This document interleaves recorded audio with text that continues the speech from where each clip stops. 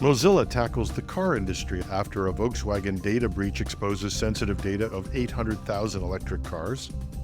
The Upper Canada School Board is hit by a data breach. MasterCard's lack of transparency over a security flaw sparks some criticism.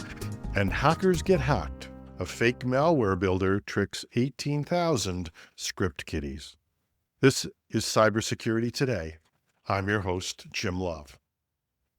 A major data breach at Volkswagen exposed the location data of 800,000 electric cars in 2024, raising serious concerns about privacy. The breach also tied this information to personal data affecting Volkswagen, Audi, Seat, and Skoda drivers. The breach resulted from a typical item, a misconfigured Amazon cloud database, leaving terabytes of sensitive data, including precise location histories and contact details, vulnerable online for several months. A whistleblower brought the issue to light, and Volkswagen's team fixed the problem in late 2024, but the damage was already done. This incident is part of a larger debate over privacy in the automotive industry. Mozilla has criticized car makers for invasive data practices, calling them the worst product category for privacy. Mozilla says it underscores a far more troubling reality. Car companies are brazenly collecting vast amounts of data about drivers through a web of sensors, microphones, cameras, and the phones, apps, and other connected services in your car. Mozilla's advocacy has led to regulatory action, including an FTC warning in the U.S. to car makers and new rights for drivers to delete their data. Mozilla is now urging consumers to demand stronger protections through a petition they are circulating.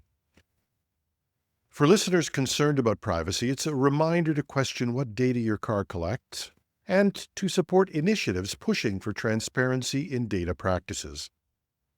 There's a link to Mozilla's petition in the show notes. A data breach at the Upper Canada District School Board has exposed sensitive personal and financial information. The breach, discovered on January 18th, compromised names, addresses, and even in some cases banking details. The school board is investigating the full extent of the breach, but officials have warned that the leaked information could lead to identity theft. Cybersecurity experts and law enforcement have been engaged to assess and address the situation, while affected individuals are receiving notifications. Data breaches in public institutions like schools are becoming more common.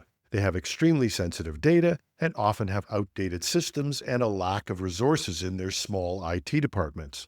So it makes schools, as well as healthcare and other civic infrastructure, easy targets. And as a result, they're facing more and more attacks. In the case of the schools, parents are probably still reeling from the earlier Power Schools attack that exposed the records of school children throughout North America.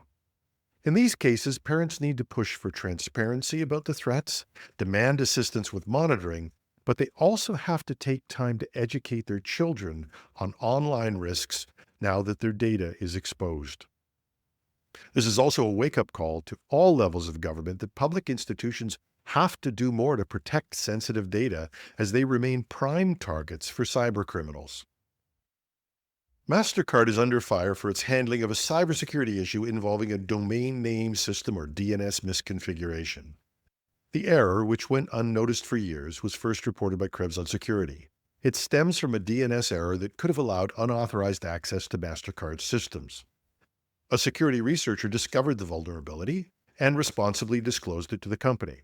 Instead of expressing gratitude and providing clear technical details, MasterCard's official response minimized the incident, claiming no risk had been identified and omitting credit to the researcher. Rather than letting this exposure remain, our researcher bought the domain name that was the source of the potential attack vector. It had been registered but abandoned by a Russian, presumably a hacker. Because the domain was in a foreign country, it cost our researcher some of his own money and a lot of time. Once the threat was neutralized, the researcher, having had no meaningful reaction from MasterCard, published his findings, as a researcher might. But here's the kicker. Rather than crediting the researcher or providing detailed insights, MasterCard again attempted to minimize the issue, claiming no significant risk was identified. In fact, MasterCard wrote to him, asking him to take down his post and seemed to imply that his posting was somehow unprofessional. While they made no threat in this case, an official letter from a large company is always something that any individual has to take seriously. This isn't how things should be done.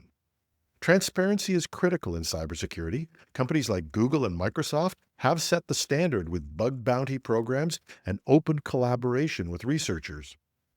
MasterCard's response, which seems to be about seeking to make the story disappear, is not only the wrong approach, but it risks alienating the cybersecurity community and eroding public trust.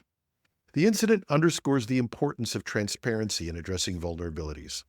Companies should use these moments to showcase accountability and foster trust rather than downplaying risks. Or as one person put it, it's a good reason not to use marketing staff to do cybersecurity or breach communications. In an ironic twist, a hacker has turned the tables on 18,000 amateur cybercriminals known in the industry as script kiddies by distributing a fake malware builder to them.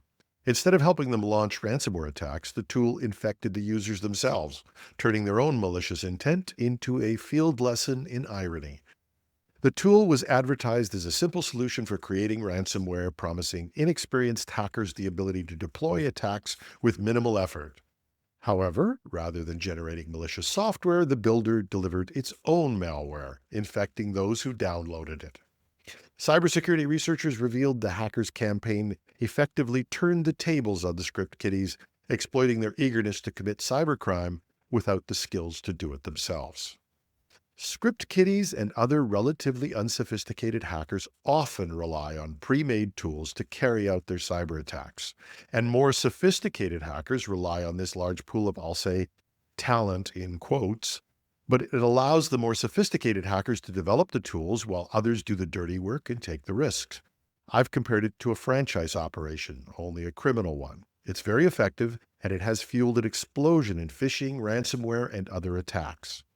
But in the case of the script kiddies, it turns out it also makes them easy targets for experienced hackers. And who do you complain to when the software you downloaded to attack someone attacks you? Maybe it's the new 11th commandment. Hack not, lest ye also be hacked. And that's our show for today. You can reach me with comments, questions, tips, or even constructive criticism at editorial@technewsday.ca. I'm your host, Jim Love. Thanks for listening.